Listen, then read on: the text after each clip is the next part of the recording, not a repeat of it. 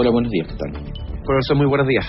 Profesor, para que tratemos de aterrizar, porque, bueno, el informe es muy amplio, ¿cierto? Entrega modelos predictivos de qué es lo que podría pasar si es que no hacemos nada, o si es que seguimos haciendo lo que estamos haciendo hasta ahora. Pero, ¿qué es lo más terrible en términos, por ejemplo, de la temperatura que podría aumentar hasta 4 grados para el 2100? ¿Qué significa eso? ¿Que podría secarse una parte de la Tierra, por ejemplo, para ponerlo como en términos lo más gráfico posible de cuál es la gravedad de lo que conocimos ayer? No solamente una parte de la Tierra, sino la parte que a nosotros nos interesa, la zona central de Chile, en efecto podría estar completamente seca si la temperatura alcanzase tamaño cambio 4 grados por encima de valores preindustriales. Hasta ahora el planeta se ha calentado un poco más de 1 grado centígrado y ya estamos viendo que eso ha significado para la zona central de Chile no solamente aumentos considerables en las temperaturas extremas, sino que además de eso una caída muy significativa en las precipitaciones. Nosotros hemos perdido en la zona central de Chile 30% de precipitaciones en los últimos 40 años. 30%, un tercio de las lluvias que teníamos ya se fueron, y es poco probable, casi irreversible, como dice el informe que acaba de ser liberado, que ese tipo de efectos ocasionados o atribuibles al cambio climático, ya sea total o parcialmente, se reviertan. La situación es muy mala y lo que tenemos que hacer es ponernos las pilas para que la situación, como tú bien adelantabas, no continúe empeorando o al menos empeore menos. Profesor Cordero, para explicarle a quienes nos están escuchando, usted lo mencionaba recién, se hace una comparación entre, por ejemplo, la temperatura entre 1850 y 1900 y la de ahora. Hay un alza de 1,1 grados, 1,07 tiene directa relación por el actuar de nosotros, de los seres humanos. ¿Qué significa un grado más? Porque muchas personas pueden decir, a ver, un grado no es tanto. Un grado cambia, es un cambio sideral. Así es. Por ejemplo, también una de las cosas que destaca el reporte. El reporte lo que hace básicamente es resumir el conjunto de investigaciones que se han realizado sobre el cambio climático en el mundo durante los últimos años. ¿Okay? O sea, el informe no trae una cifra nueva o desconocida para los que trabajamos en este tema, pero tiene la gracia. ¿Usted no se sorprendió con lo que se No, si nosotros sabemos cuál es la gravedad de la situación desde hace tiempo, y la venimos anunciando. Cada vez que me preguntan, siempre contesto exactamente lo mismo, ¿te fijas? Y no va a cambiar nada después de este informe, pero la gracia de este informe es que este informe no está redactado para nosotros, los científicos, sino que está redactado por científicos pensando no tanto en las personas comunes, sino en los tomadores de decisión, los políticos del mundo. Ahora, los políticos no se van a leer un reporte de cientos de páginas, que en efecto este reporte tiene, pero para ello se preparó un informe para los tomadores de decisión, así se llama, para los policymakers, que tiene apenas 10 páginas y 10 figuras para que no se cansen. ¿Te fijas? Y ahí está todo lo que hay que saber. Bien digerido, dice usted. Entonces, pero por supuesto, sí, pero ahora verás, ¿qué es lo que dice ahí? Lo que tú acabas de decir, que ya el planeta se calentó 1 grado. En el promedio global, y eso es el caso también de Santiago de Chile, la temperatura está subiendo alrededor de 0,2 grados por década. Cada vez que yo digo eso, dicen 0,2 grados cada 10 años por década, eso no es nada.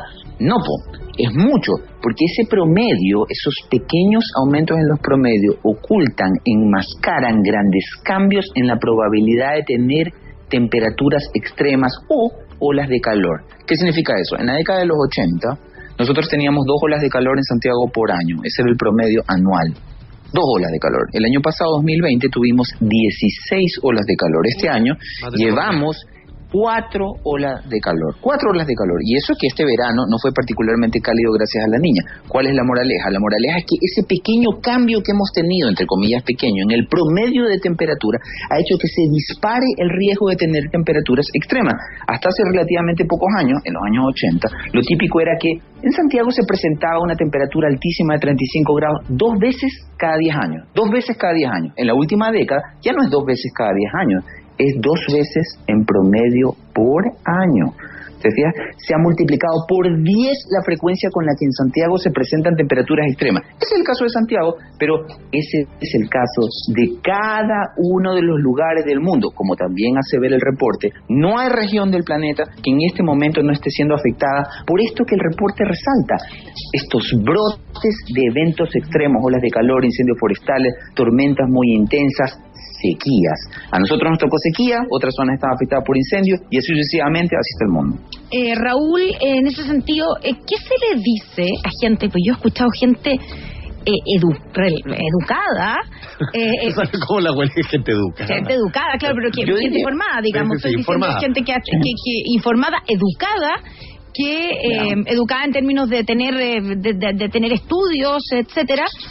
Saber leer y escribir no hace a alguien educado. Bueno, ¿okay? Pero por eso estoy diciendo. Yo he escuchado arquitectos con grados universitarios de la mejor universidad del país saliendo en el diario de circulación nacional diciendo que la Tierra es plana. Claro. Yo no prestaría ninguna atención a ninguna persona terraplanista, antivacuna o negacionista del cambio climático. Cualquier minuto que tú gastas hablando de eso, mira, cualquier segundo que tú gastas hablando de eso, perdemos tiempo en conversar sobre la solución. Pero hay un punto donde esa gente que es negacionista del cambio climático, y que uno encuentra insólito que ya todavía lo hayan, pero que hablan de que esto en el fondo son ciclos y que en algún minuto vamos a volver y que la Tierra tiene ciclos y por lo tanto que vamos a volver a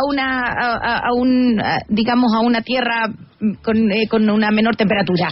Eso es evidentemente falso, que los yo sé, pero ¿qué se le responde? No estamos de acuerdo. Ya. Nada, no hay que perder el tiempo en esa gente. Eso es como tratar de convencer a un negacionista, a un terraplanista. Olvídate de esa gente, olvídate. Pero por supuesto, olvídate, chao con ellos. O sea, como te digo, otra vez, estamos perdiendo tiempo valioso en conversar sobre las soluciones que conversar sobre gente que no quiere ser convencida. Los negacionistas climáticos son negacionistas por voluntad propia, no por falta de información. El primer informe del IPCC no salió ayer. Este es el sexto. Ellos no van a creer, diga lo que les digas. Exactamente, o la gráfica que le haga. Mira, el primer informe del IPCC salió en 1990. Nosotros llevamos hablando de este tema y tenemos clara lo que hay, el problema, a dónde estamos y cuáles son las causas desde hace 30 años. Seguir insistiendo en conversar sobre gente que no le interesa el tema o simplemente quiere llamar la atención, porque ser terraplanista igual te hace el centro de cualquier fiesta, es una pérdida de tiempo, no lo hagamos. Yo llamo a la prensa a que no caiga en ese tipo de juego. El diario El País cometió el error, justo este mismo tipo de error, que es insistir en decir, por fin los científicos dicen que inequívocamente el cambio climático está causado por el hombre. Ese no es el principal resultado de este informe, no es la principal cosa a resaltar. No perdamos el tiempo en eso. Raúl, pero yendo a lo que tú decías de que uno de los aspectos, no sé si más relevante, pero más relevante para nosotros, evidentemente, es que somos uno de los países más afectados por el cambio climático. En el informe hay 97 menciones a Chile y lo más preocupante es la mega sequía, pero también se habla de marejadas. ¿Cuáles son los sectores más afectados de nuestro país, donde efectivamente el efecto, cierto, del calentamiento global es irreversible?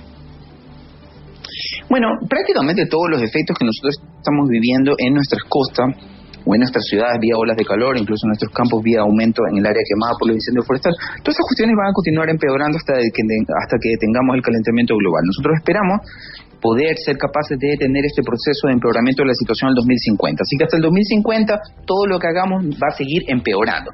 Luego, revertir en el 2050, cuando estabilicemos el clima y recuperar la situación que teníamos en los años 80, eso va a tomar mucho tiempo. Ni ustedes dos, ni yo, somos gente de mediana edad, lo vamos a ver. En ese sentido, es que el informe dice que muchos de los efectos del cambio climático son irreversibles. Respecto al tema de la marejada, nosotros tenemos un país costero como Chile fuertemente sensible a los aumentos en el nivel del mar. El nivel del mar está subiendo mucho debido al derretimiento de los casquetes polares en Groenlandia y en la Antártica, y además de eso hay un aumento en la frecuencia e intensidad de las marejadas.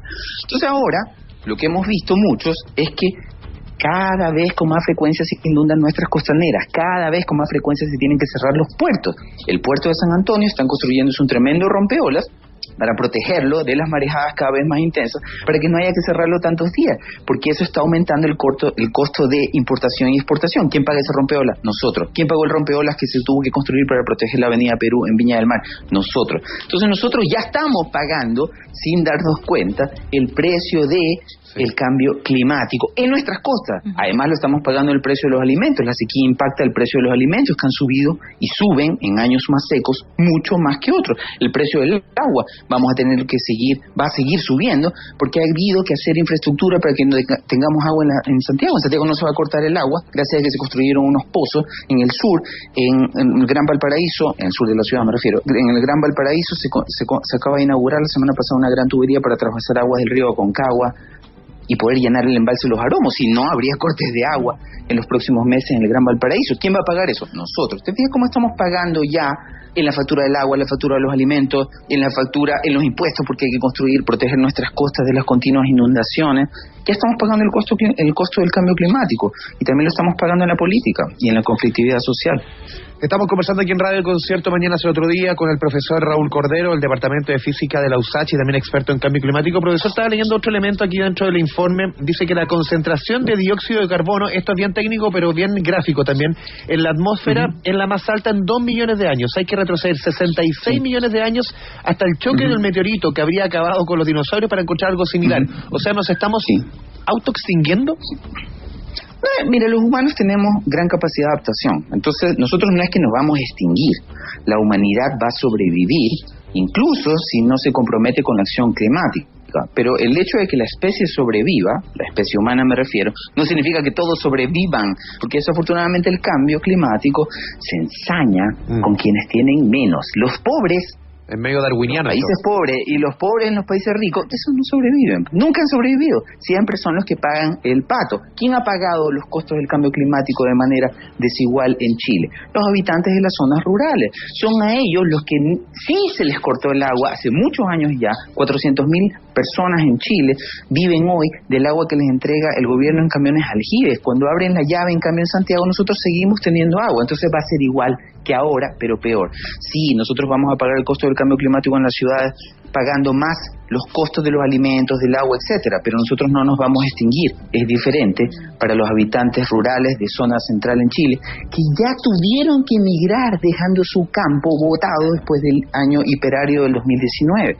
Te fijas, luego hay casos extraordinarios a nivel internacional de países mucho más pobres y sin la capacidad de adaptación que Chile tiene. Tú mencionaste, Constanza, 2 veces que Chile es uno de los países más afectados por el cambio climático. Sí, porque tenemos gran exposición, un país con gran geografía, muy largo, y por lo tanto expuesto a distintos riesgos climáticos, pero nosotros no somos tan sensibles a esos impactos, tenemos mejor capacidad de adaptación. No somos Nicaragua, no hay una ola de chilenos tratando de cruzar la frontera sur de Estados Unidos en este momento huyendo de un huracán. No, eso no está pasando. Tampoco somos Haití, que hubo que arrancar cientos de miles de personas después del huracán Matthew en 2016, ¿te fijas, no? Entonces, sí, tenemos mucha exposición al cambio climático, pero Chile tiene una capacidad de desarrollo que lo hace ser más resiliente.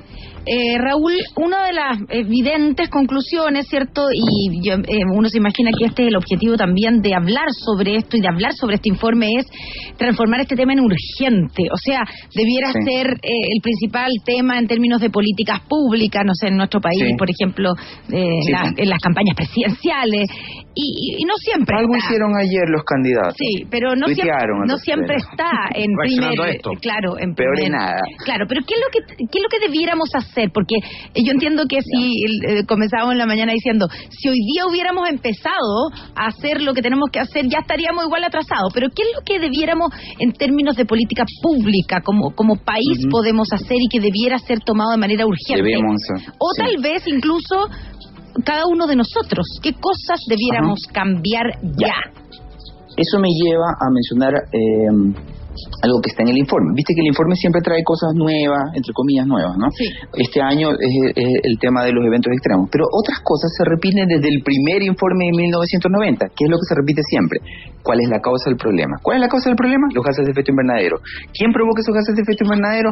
Nosotros, cada vez que quemamos cualquier cosa para energizarnos. Cuando quemas carbón en una termoeléctrica, cuando quemas carbón para hacerte un asado, cuando quemas benzina, parafina para calefaccionarte, benzina o diésel para transportarte, generas estos gases de efecto invernadero. ¿Cómo esos son los gases que, como bien mencionaste tú hace un rato, tienen ahora una concentración extraordinariamente alta, 45% más alta que hace 100 años y la más alta en al menos 2 millones de años en el planeta? Hay que rápidamente dejar de emitir esos gases. ¿Y qué significa eso? Pues dejar de quemar cosas para energizarnos. Pero tendríamos que parar. Claro, pero eso que parece tan obvio, cierto y evidente, cuando tú lo dices, significa tenemos dejar que parar de usar combustibles fósiles, por ejemplo. Pero eso, eso es una, por supuesto, y eso está en el plan de descarbonización. No, pero mucho más. Dejar de usar autos. Es mucho más. Sí, no, mira, ahí está la gracia, Esos son argumentos de los inactivistas climáticos. Dice, quieren volvernos a la edad de piedra. No. Nosotros lo que queremos es simple y llanamente que los autos sean energizados con combustibles limpios. ¿Qué significa eso? Básicamente, nosotros necesitamos avanzar en una doble transición, no solamente en Chile, en todo el mundo. Sí. Primero tenemos que electrificar todo. Se acabó la parafina, se acabó la benzina, se acabó el diésel, todo tiene que ser. Y luego, en paralelo, la electricidad tiene que ser generada con fuentes renovables de energía. Ahora tú dices, pero eso va a salir carísimo. Sí, para muchos países ese es el caso, pero no es para nosotros. Porque nosotros, toda la parafina, diésel, benzina, etcétera, y casi todo el carbón lo tenemos que traer de afuera. Claro. Nosotros no lo producimos. Para nosotros es gratis la transición energética. Pero un auto eléctrico cuesta el doble, Raúl. Hoy día, un auto eléctrico, por ejemplo. Ahora, ya, pero listo, acepto, eso es ahora, pero lo que no cuesta el doble son los buses eléctricos. Los buses eléctricos son más baratos que los buses a diésel. ¿Por qué los buses en Chile todavía son a diésel, muchos de ellos? ¿Por qué no avanzamos más rápido en eso? No hay rectificación ni técnica ni económica para que eso no cambie. Acepto lo de los autos, pero no hay apuro. Sí. Podemos comenzar con la matriz eléctrica, podemos comenzar con la mayor eficiencia en los hogares. Esas son las propuestas que los candidatos a presidente no están haciendo. Yo ayer leí sus declaraciones y bueno, parecían que eran twitters hechos por científicos, es decir, haciendo diagnósticos que obviamente copiaron de un informe que ellos no hicieron, y ni una propuesta, puros lugares comunes como vamos a trabajar para que nuestros hijos e hijas tengan futuro sostenible. Eso no dice nada. ¿Te fijas, no? Entonces, ¿dónde está? ¿Cuántos buses vas a hacer eléctricos? ¿Cuántas casas vas a mejorar la eficiencia energética? ¿Cuántos techos solares en escuelas públicas vas a construir? ¿Qué incentivos vas a dar para avanzar más rápido en la transición, en la limpieza de nuestra matriz energética? No hay nada de eso. ¿Qué institucionalidad nueva vas a generar para reasignar los derechos del agua y mejor gestionar nuestras cuencas? ¿Qué nueva institucionalidad vas a hacer para ordenar qué se puede cultivar y qué no se puede cultivar en ciertas zonas de acuerdo a la disponibilidad del agua? Ordenamiento territorial. Nada, puros lugares comunes. Peor es nada, ¿no? Sí, claro, pero bueno, no sé si peor es nada en realidad, porque quedan con la idea, o sea, tal vez alguien queda con la idea de que dijeron algo, entonces no se le vuelve a contrapreguntar. Menos en Twitter. Raúl, te quiero preguntar, precisamente uno de los temas es, cierto, dejar nuestra matriz energética, y que tenemos ciertas metas, y terminar de usar y dejar de usar, cierto, unas termoeléctricas, básicamente la energía que se genera a partir del carbón. Pero lo que pasó la semana pasada, a raíz de, efectivamente, la sequía, etcétera, es que tuvimos que volver a recurrir, por ejemplo, a ventanas. Pero es una emergencia, ¿no? Ya, y que el cierre, y se está planteando que el cierre, por ejemplo, de Bocamina, de otras de las termoeléctricas, van a tener que demorarse porque no nos da la matriz energética en momentos de emergencia. Entonces, ahora no nos da, Ya. No. Mira, ahora no nos da, en este momento yo acepto y comprendo perfectamente que en caso de emergencia, bueno, ¿qué vas a hacer? ¿Quedarte sin luz? No se puede. Ya, listo, tenemos que prender la termoeléctrica. Pero fíjate igual lo que hemos avanzado, que esa cuestión estaba apagada, ahora la tenemos que prender justo porque no está lloviendo, es una emergencia. Entonces, yo sé que muchos van a decir, esto demuestra que la electrificación vía energías renovables no sirve porque las energías renovables son no son uniformes de manera constante. Son 24/7. Tienen lo que se llama, son intrínsecamente intermitentes, dice uno elegantemente. Ya, listo, no hay problema. Para eso necesitas más servicios de estabilización de la red. Hoy, desafortunadamente, esos servicios de estabilización de la red los tiene que proveer esta termoeléctrica. Pero en el futuro, y no me refiero al futuro en 100 años, sino en pocos años más, esos servicios de estabilización de la red en Chile y en otros países del mundo los va a proveer las baterías, probablemente de litio extraído en el desierto de Atacama. Es decir, soluciones técnicas para eso lo vemos nosotros los técnicos y existen. Podríamos avanzar de hecho más rápido si hubiese voluntad política. El problema es que eso falta. Nosotros hemos avanzado mucho en Chile. Yo no desconozco que Chile es uno de los países que más rápido ha avanzado en la limpieza de su matriz energética para la generación de electricidad en particular. Eso es un mérito del que Chile, es una medalla de oro que Chile tiene, al menos en eso, ¿te fijas? Algo es algo. Así que en eso puede Chile presumir con orgullo.